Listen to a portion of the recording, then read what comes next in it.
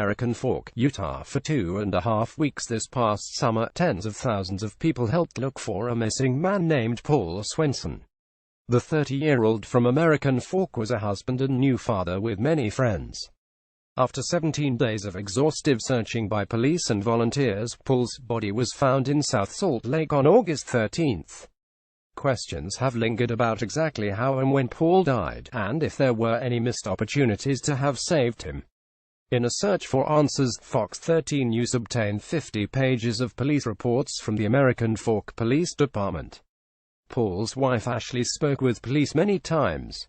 On the night he went missing, an officer summarized a conversation with Ashley noting Paul's behavior had changed since December.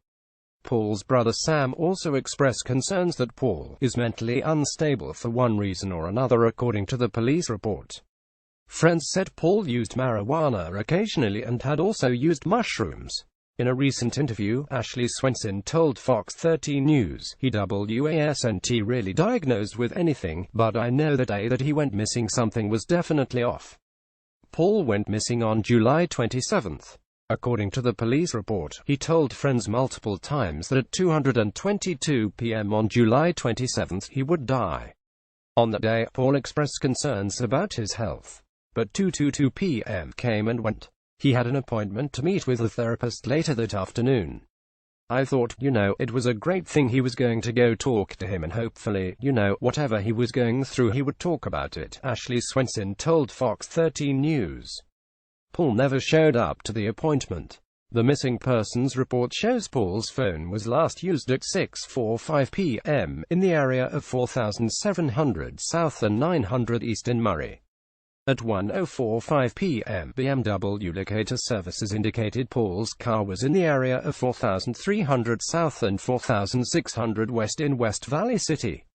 At 11:30 p.m., the Salt Lake City Police Department, with assistance from BMW, located the car abandoned near 1500 South and 1000 West. It wasn't until the family arrived that they noticed that some of the personal belongings in the vehicle weren't Paul's, so that's at what point it becomes suspicious, says Sergeant Josh Christensen of the American Fork Police Department. In the days that followed, the search for Paul Swenson became a national news story. Hundreds volunteered to pass out flyers, and tens of thousands followed the search online. Many theories as to why Paul might be missing were posted on social media. "You have to deal with people being mean when you've lost your husband or he's missing," Swenson said. Tips poured into police. "We have to take everyone completely serious," Sergeant Christensen said, adding, "But that's what made this case so difficult. We didn't ever, at any given time, have any solid yes, this was him or yes, this is where he's at." What police did have, however, was a backpack found in Paul's BMW that did not belong to Paul. Evidence inside the backpack included a cell phone that eventually led police to several juveniles. The story we had received from two separate juveniles was that Paul had pulled up into a gas station where they were at and told them he wanted to trade his car for the bike, Sergeant Christensen said. Police believe Paul was likely alive for up to a week after he was reported missing. Among the sightings which seem credible are some from people who claim to have seen Paul riding a bike.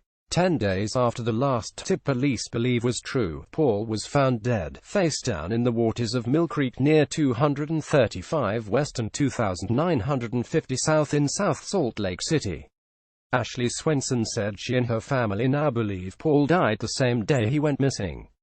She called the 17 days waiting for answers the most traumatic time of her life, describing her life during the search as an emotional roller coaster, filled with hope followed by despair. Though the search did not end as she had hoped, Ashley said the good she saw in people during the search was part of what kept her going. She and her family continue to express gratitude to the thousands of people who were helping in the search. "I feel very blessed we found Paul because there's a lot of people that don't find the people," she said, adding, "It is a blessing that we found him and that there was some sort of peace around that and we're not still looking." 40.376895 111.795765